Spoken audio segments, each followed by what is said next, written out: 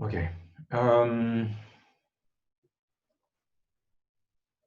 Ya.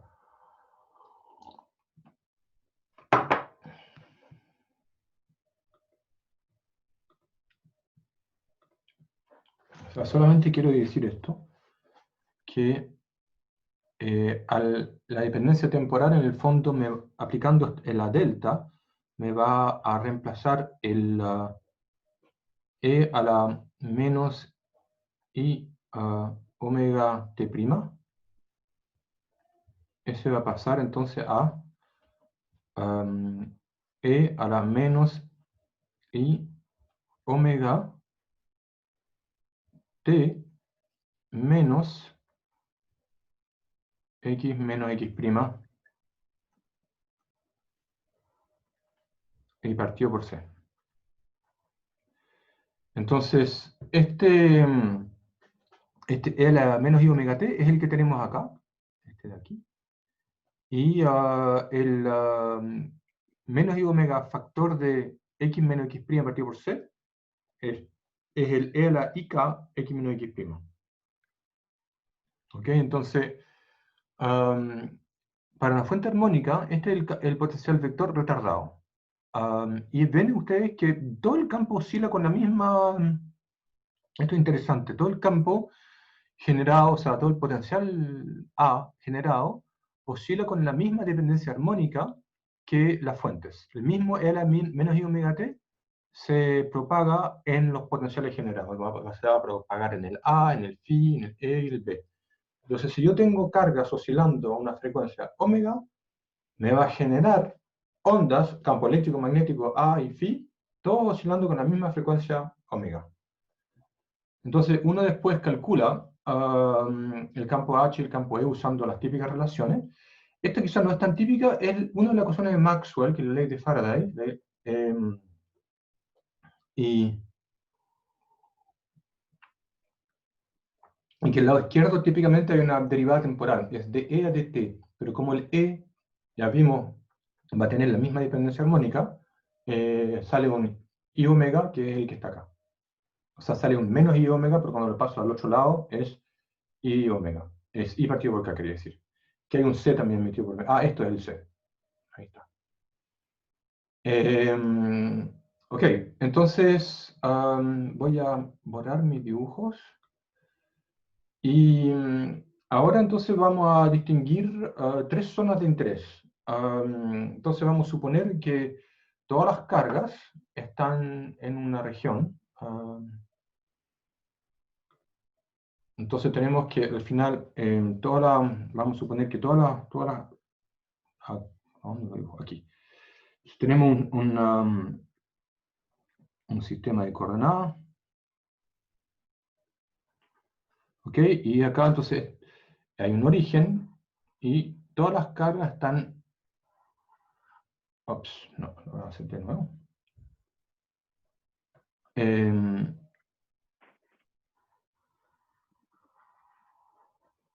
¿Ok? Este volumen encierra todas las cargas ρ y j. Afuera no hay fuentes.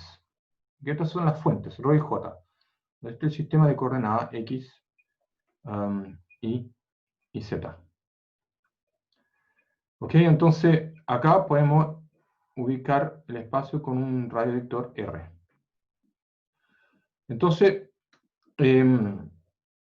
vamos a ponerlo en el caso en que la dimensión máxima de la fuente, este D, sería, a ver, cambiar de color.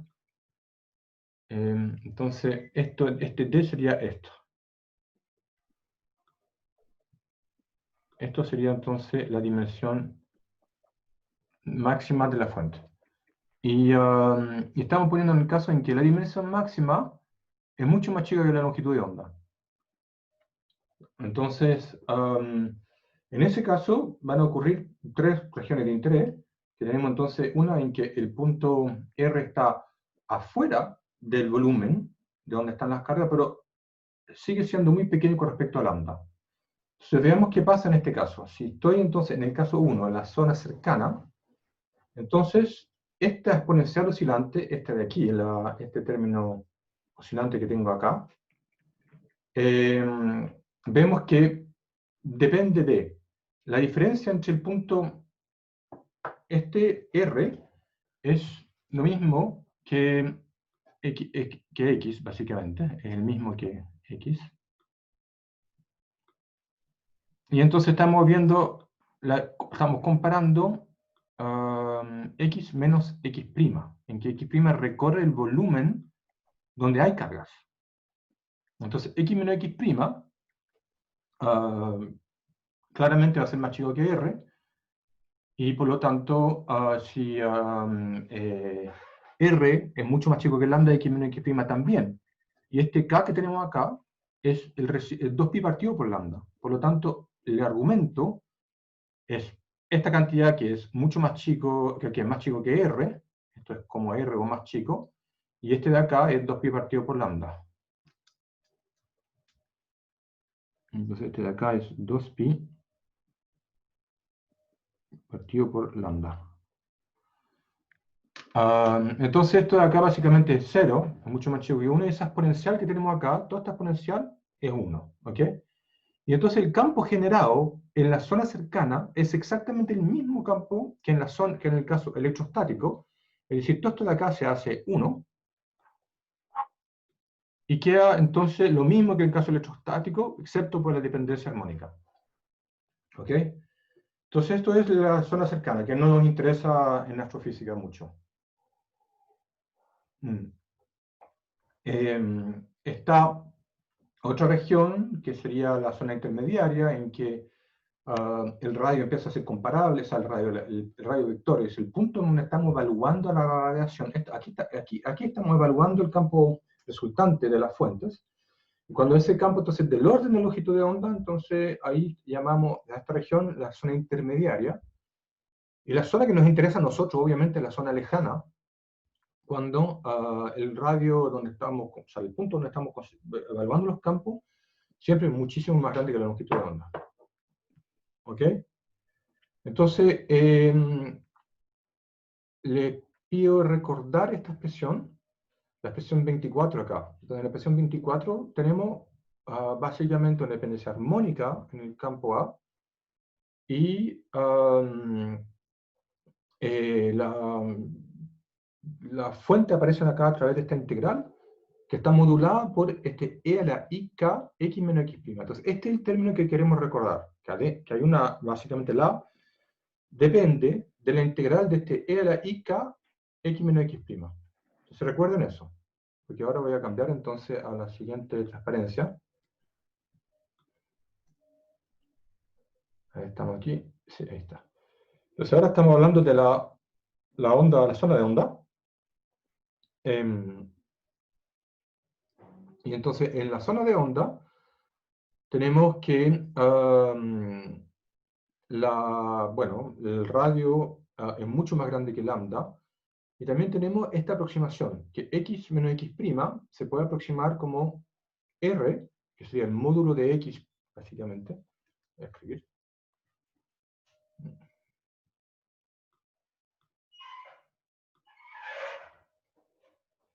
Lo que quisiera decir acá es que r es el módulo de x. Okay, entonces esa es una típica aproximación que ustedes pueden hacer solitos. La han hecho un montón de veces, estoy seguro. Entonces uno va a estar en la zona de onda, puede despejar este x menos x' y aparece solamente el x' acá. Y este n es el vector unitario que apunta desde el origen hasta el punto x. El origen, o sea, el origen es arbitrario, está dentro del volumen donde están las fuentes. Y si estamos en la zona de onda, obviamente ese volumen es muy pequeño, entonces la indeterminación del origen exactamente no es muy grave. Entonces, en la zona de onda es cuando R es mucho más grande que lambda, o sea, el producto de K por R va a infinito.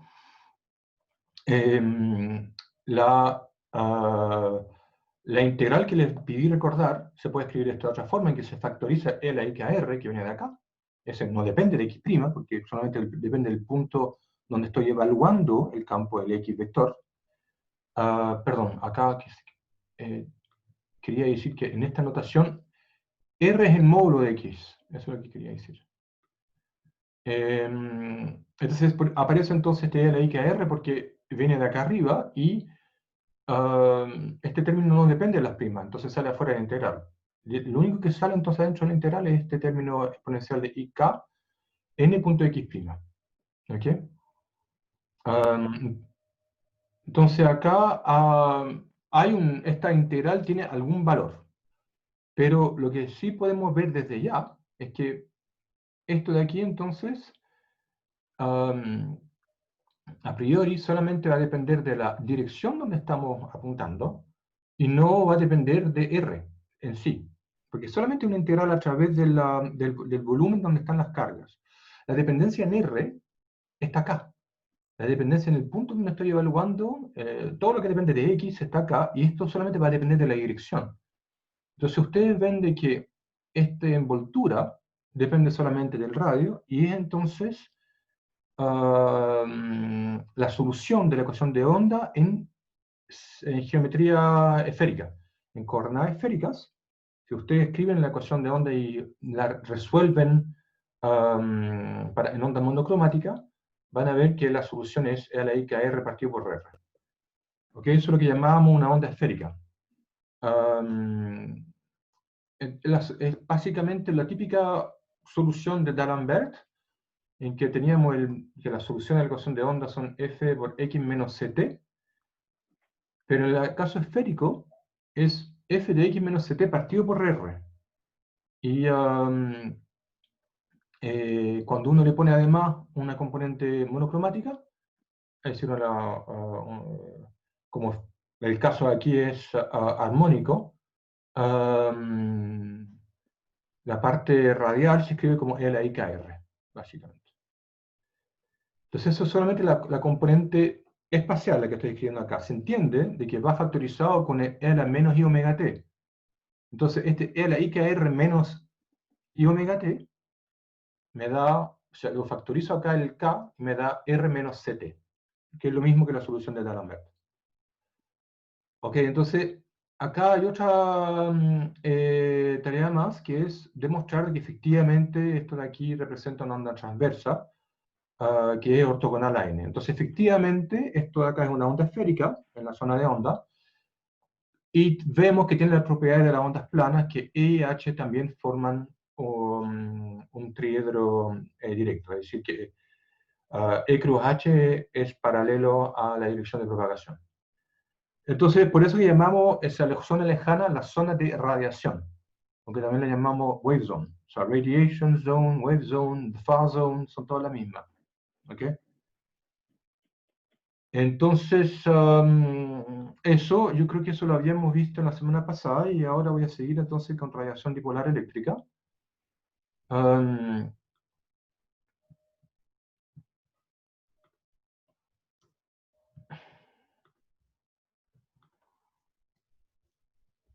Ya sé, ahí está.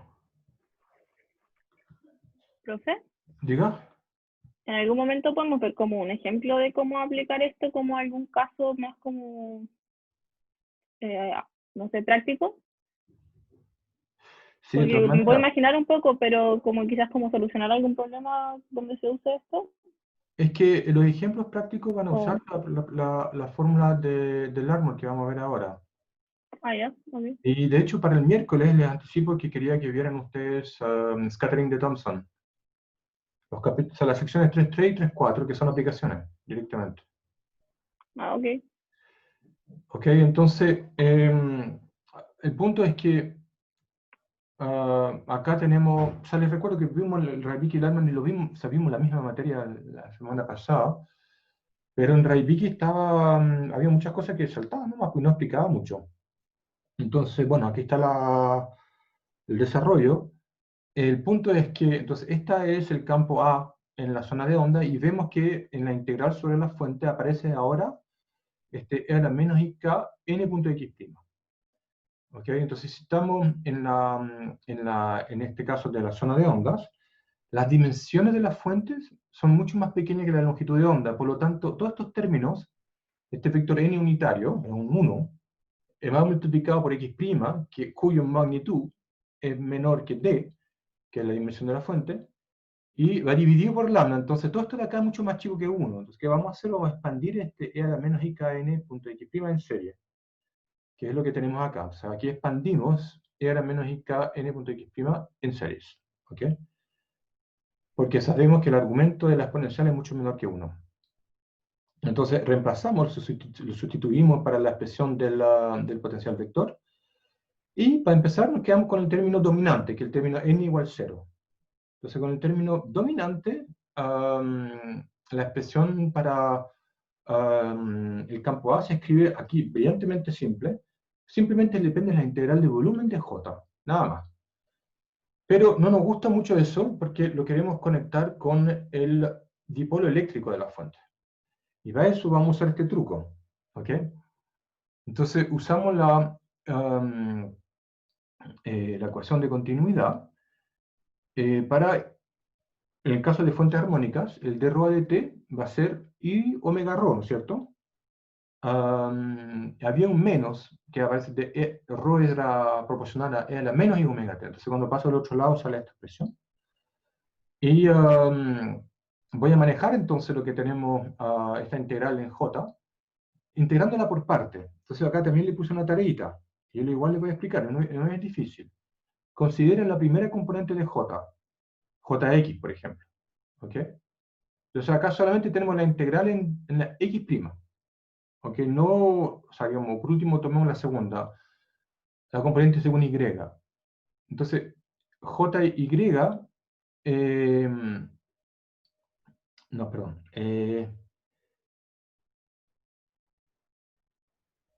Sí. Lo que quiero decir que es una integración por parte. Hagámoslo desde este punto de vista, apartamos del término del medio. La divergencia de j va a ser dj de x' más dj de x', etc. Y si yo me quedo con el primer término, voy a escribir.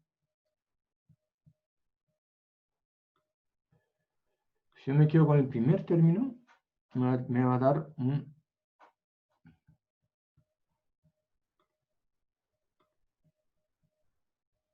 acá x' por d a x', ups,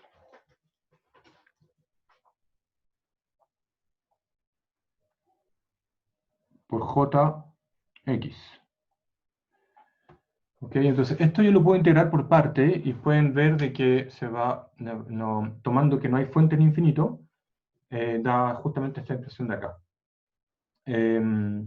Y esta parte de acá, la divergencia de j, la reemplazamos con el i omega rho, que aparece aquí. Entonces al final, el potencial vector A lo puedo escribir como lo típico que teníamos antes, pero la integral la voy a reemplazar con un P, que defino como el momento dipolar eléctrico. O sea, el momento 1 de la densidad de carga. Esto de acá es el primer momento de la densidad de carga. ¿Ok? Entonces aquí tenemos una expresión para A. El potencial vector da una distribución de carga, da una distribución de fuentes, quería decir. Entonces, con eso, seguimos.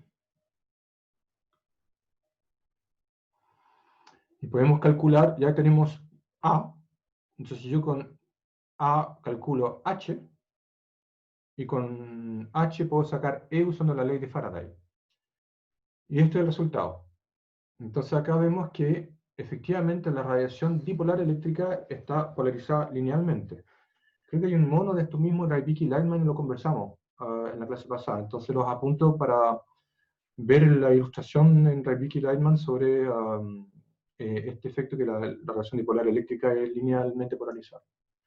Y podemos calcular la potencia, ya que tenemos E y H. La potencia media estará por E cruz H, pero conjugado, y con ese factor 1/2, ¿no es cierto?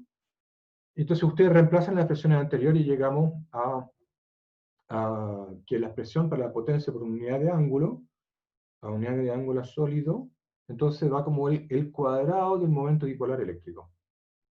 ¿Ok? Entonces eso es interesante. Y la potencia total emitida, integrando en todos los ángulos sólidos, va como el cuadrado del momento dipolar eléctrico, y K a la cuarta. O sea, K sería 2pi partido por lambda, o también es proporcional a omega. Entonces, básicamente la potencia emitida va como la frecuencia de la fuente, la frecuencia de oscilación de la fuente a la potencia cuarta. Y va como el cuadrado del momento dipolar eléctrico.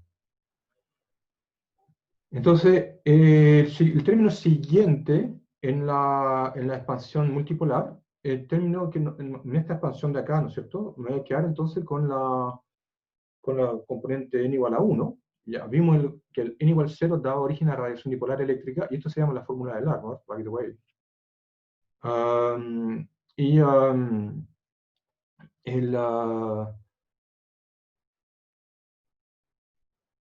¿a dónde iba? Sí, y entonces quedándonos con el término n igual a 1, la ecuación 28, volvamos a la ecuación 28, a ver cuál era.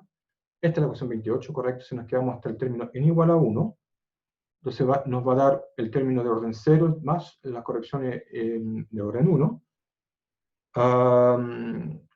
Y esto da origen a lo que vamos a llamar radiación dipolar magnética y radiación cuadrupolar eléctrica. Sí. Quiero insistir un poco en este punto. No quiero ver con ustedes los detalles, pero lo único que quiero que sepan hacer bien es lo de la fórmula de Larmor, o sea, la radiación dipolar. Pero otros términos, la radiación dipolar magnética y cuadrupolar eléctricas, son muy importantes para comprender la notación espectroscópica en astronomía, y que se aplica obviamente a toda la espectroscopía que queramos hacer, desde el ultravioleta hasta el radio. O sea, hay transiciones dipolar magnética o cuadrupolar eléctrica, observables con ALMA o con espectroscopía óptica o infrarroja, etc. Entonces, para no quedar colgado, les explico aquí que estos términos, dipolar magnético y cuadrupolar eléctricos, vienen de la componente n igual a 1. Y para verlo, básicamente el integrando que hay acá se separa en dos partes. Una puede usar las entidades vectoriales para separarlo en estos dos términos A y B. Y en el término B, acá vamos a reemplazar este X por J con la magnetización. Entonces, les recuerdo, la magnetización es una de esas corrientes microscópicas, que se podría, al final la expresión para la magnetización es esto, X cruz J. Entonces, uno para la parte B termina, si en esta expansión, si acá me quedo solamente con el término B aquí, entonces el A resultante se escribe en términos de un momento dipolar magnético, que es la integral de la magnetización en toda la fuente. Y por eso entonces esto se llama radiación dipolar magnética. ¿Okay? Bueno, entonces para esa componente de radiación dipolar magnética se puede escribir los A, el E y el H, y bueno, eso es un poco matraca, pero se hace nomás. Y esta es la propiedad de un campo dipolar magnético. Si ustedes ven que es una onda esférica, va como 1 partido por R en los campos, pero depende no del momento dipolar eléctrico, sino que depende del momento dipolar magnético. Entonces, esto es interesante porque desde el punto de vista del decaimiento con distancia, es lo mismo que la radiación dipolar eléctrica, pero solamente que lo que cambia son las constantes y aparece el momento dipolar magnético en lugar del momento dipolar eléctrico.